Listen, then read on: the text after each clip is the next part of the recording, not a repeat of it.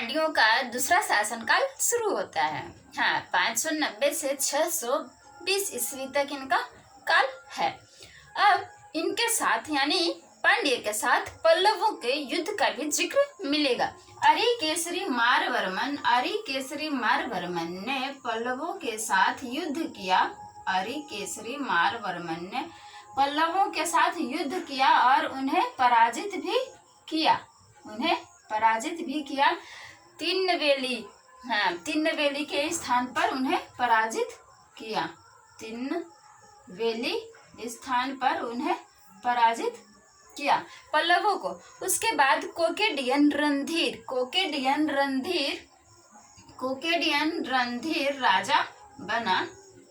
कोकेडियन रणधीर और राज सिंह प्रथम मारवर्मन। हाँ, आप लोग लिख लो ना। गाने पे तो ध्यान है, गाना बज रहा है ना, तो डांस वांस हो जाए थोड़ा। हाँ, तो कोकेडियन रणधीर और राज सिंह प्रथम मारवर्मन राजा बने। राज सिंह प्रथम मारवर्मन ने भी पल्लवों के साथ युद्ध किया, उन्हें पराजित भी किया। इसने पश्चिमी चोलों को भी पराजित किया। किसने? कोकेडियन रणधीर ने नहीं, राज सिंह, लो बाबा लिख दिए हैं, राज सिंह प्रथम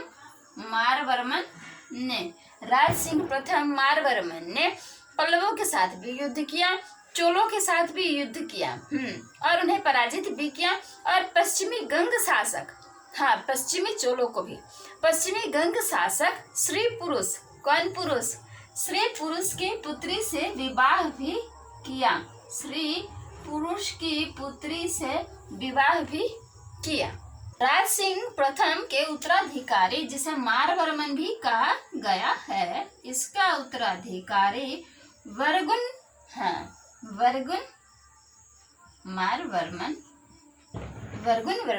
ने क्या किया है ना, इसका शासनकाल 765 से 815 ईस्वी तक है।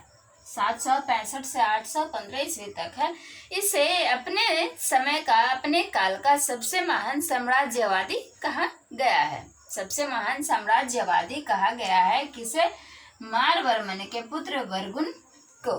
वर्गुन प्रथम के पुत्र, हाँ प्रथम लगा दो, वर्गुन प्रथम के पुत्र का उत्तराधिकारी, इसका पुत्र नहीं, वो रीजनिंग में होता है ना, उसका पुत्र, उसकी माता, उसकी बेटी और उसकी बहन, तुम्हारी क्या। हाँ, रीजनिंग भी पढ़ाएंगे, पहले ये तो पढ़ लो, रीजनिंग भी पढ़ा दीजिए। वर्गुन प्रथम के पुत्र का उत्तराधिकारी श्री वल्लभ,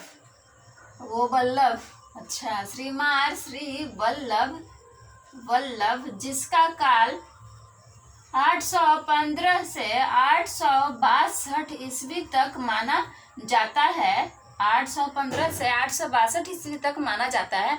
इसने श्रीलंका पर आक्रमण किया, विजित किया और गंग, चोल, पल्लव, कलिंग, मगध आदि की संयुक्त सेना को कहाँ हराया? कोडामुख स्थान पर हराया। कौन सा मुख? कोडामुख नामक स्थान पर हराया गंग, चोल, पल्लव, कलिंग, मगध आदि की संयुक्त सेना को। बट फिर बाद में, यानी बदला तो लेना ही है, तो कालांतर में पल्लवों ने पांड्यों को हरा दिया। हार जीत तो चलती ही रहती है, हारना थोड़ी है। अब श्री वल्लभ ने संघों को हराया, संयुक्त सेना को हराया, तो उसका खामियाजा कौन भुगतेगा? पुत्र जी। हाँ, तो बेटे के साथ जिसका कार्यकाल 862 से 880 ईस्वी तक माना जाता है, उसका नाम ये वर्गुन प्रथम था ना, और उसका नाम वर्गुन वर्मन द्वितीय था। उसे चोल, पल्लव और गंग शासकों ने मिल करके श्री पुरम्बिया में हराया। कहाँ हराया? श्री पुरम्बिया में। आप लोग पुरम्बिया में, आप लोग नाम में गलती मत करना, सजाने के लिए आता है ना, अरेंज करें, सीक्वेंस में लगाएं, क्या हाँ कार्यकाल के अनुसार लगाएं। तो अरिकेसरी का जिक्र आया, उसके बाद कोकेडियन और राज सिंह प्रथम मारवर्मन जिसे कहेंगे का जिक्र आया। मारवर्मन के बाद वर्गुन प्रथम का जिक्र आया। वर्गुन प्रथम के बाद श्री मार श्री वल्लभ आया। उसके पुत्र का उत्तराधिकारी श्री मार श्री वल्लभ के बाद वर्गुन द्वितीय आया। हाँ, तो वर्गुन प्रथम और वर्गुन द्वितीय नहीं कर देना है। तो वर्गुन बर्मन द्वितीय को संयुक्त संघ की सेना ने श्री पुरम्बिया में हराया। इस हार से क्या हुआ कि पांड्यों की जो शक्ति थी वो कम हो गई और इनका साहस भी टूट गया। हाँ, इसके पहले श्री मार श्री वल्लभ से पराजित होने के बाद पल्लवों ने वांडीवास के पास खैर लिखने की तो जरूरत नहीं है, इन्हें हराया था पांड्यों को, बट करारा हार वर्गुन बर्मन द्वितीय को मिला। इसके बाद वर्गुन बर्मन द्वितीय के बाद इसका पुत्र परांतक वीरनयन राजा बना। 900 तक इसका कार्यकाल रहा। 880 से 900 ईस्वी तक इसका कार्यकाल रहा। नहीं, कुछ ज्यादा ख्याति नहीं है। हाँ, इन सभी के बारे में जो चर्चा चल गई। और इसके बाद ये भाई था वर्गुन बर्मन द्वितीय का परांतक, ठीक है, परांतक वीरनयन। और उसके बाद राज सिंह द्वितीय यानी मारवर्मन। राज सिंह ये प्रथम था और अब आएगा राज सिंह द्वितीय। 900 से 920 तक उसका शासनकाल रहा। राज सिंह द्वितीय मारवर्मन इसका शासनकाल 900 से 920 ईस्वी तक रहा। चोलों ने राज सिंह द्वितीय मारवर्मन को, हाँ, इसी को केवल नहीं, श्रीलंका और इसकी सेना यानी पांड्यों की संयुक्त सेना को हराया। पांड्यों और श्रीलंका की संयुक्त सेना को हराया। यह पराजित होकर के श्रीलंका भाग गया, शरण लिया। उसके बाद फिर भाग करके केरल आया, केरल में शरण ली। फिर 30 वर्षों तक चोलों का शासन रहा पांड्यों पर। कब तक? 30 वर्षों तक चोलों ने शासन किया पांड्यों पर। फिर इनमें गड़बड़ी हो गई, वही राज सत्ता के लिए हम करेंगे। तो उसके बाद कुलोतुंग ने इन्हें सिर नहीं उठाने दिया। कुलोतुंग ने, जिसका शासनकाल 1120 तक 1070 से 1120 तक माना जाता है। 1120 ईस्वी तक कुलोतुंग, हाँ, कौन था? चोल शासक था। चोल शासक कुलोतुंग ने पांड्यों को एकदम, मतलब वो बोलेंगे ना, छठी का दूध याद दिलाना, हाँ, बहुत हराया।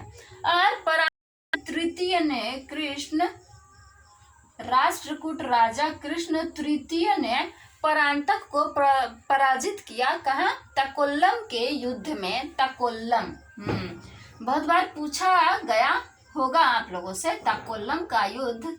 हाँ, छोड़ दीजिए। तकोल्लम के युद्ध में पराजित किया 949 ईस्वी में। 949 ईस्वी में पराजित किया, हाँ, राष्ट्रकूट राजा कृष्ण तृतीय ने परांतक को। 12वीं सदी में, इनमें भी 12वीं सदी में राज सिंहासन के लिए युद्ध होने लगे। किसके बीच? तो राजशेखर, अच्छा ये नहीं ना, कुलशेखर। राजशेखर तो चले गए, अब कुलशेखर और पराक्रम पांड्य। पराक्रम पांड्य जैसा नाम है वैसा तो काम है नहीं। इन दोनों के बीच युद्ध शुरू हुआ। कुलशेखर विजित हुआ, पराक्रम पांड्य हार गया। पराक्रम पांड्य का पराक्रम काम नहीं दिया, ये हार गया और ये शिखर पर पहुंच गया। शिखर पर पहुंच गया कुलशेखर, और यह राजा बन गया। उसके बाद फिर कुलोतुंग का जिक्र आया था। हाँ, कुलोतुंग ने, चोल शासक, इन्हें बहुत हराया था। तो उसके सेनापति ने भी, बल्लवार्य ने इसे हरा दिया, कुलशेखर को हरा दिया। युद्ध किया और हरा दिया कुलशेखर को। उसके बाद पराक्रम पांड्य के पुत्र वीर पांड्य को राजा बनाया गया। हाँ, ये सब कहानी 12वीं सदी में हुई। पराक्रम पांड्य के पुत्र वीर पांड्य को राजा बनाया बल्लवार्य ने, हरा करके किसका सेनापति था? चोल शासक कुलोतुंग का।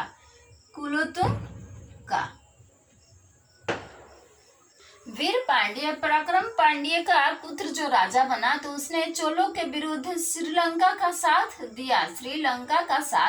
दिया पर चोलों ने ठान रखा था मोहब्बत ना करेंगे, नहीं कूट के हराएंगे, तो फिर इसने हरा दिया।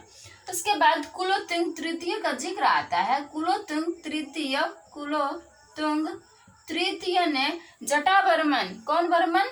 जटावर्मन,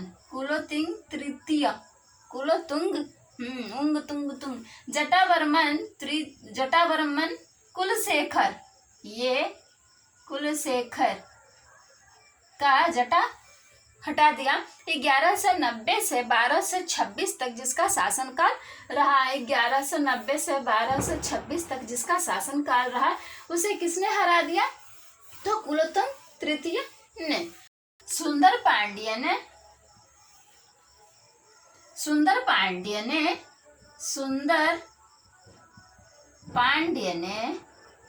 किसे हराया? कुलोतुंग तृतीय को हराया। सुंदर पांड्य 1226 से 1236, हाँ पक्का पूरी 10 वर्ष है ना, सुंदर पांड्य को हराया। और इस तरह हर जीत के पश्चात पांड्य वंश स्वर्ण युग में प्रवेश की। पांड्य वंश ने स्वर्ण युग में प्रवेश किया जो 13वीं शताब्दी तक चलता रहा। तो यह रही पांड्य वंश की पूरी चर्चा। हाँ, उसके बाद होयसलों का अधिकार हो गया। होयसल राजाओं ने पांड्य वंश पर अधिकार कर लिया। ठीक है, तो फिर अगले क्लास में मिलते हैं। हाँ, मन लगा के पढ़ाई कीजिए, जॉब निकालिए, मिठाई खिलाइए। तो अगले क्लास में मिलते हैं चोल शासन की चर्चा के साथ। तब तक बाय बाय, टेक केयर।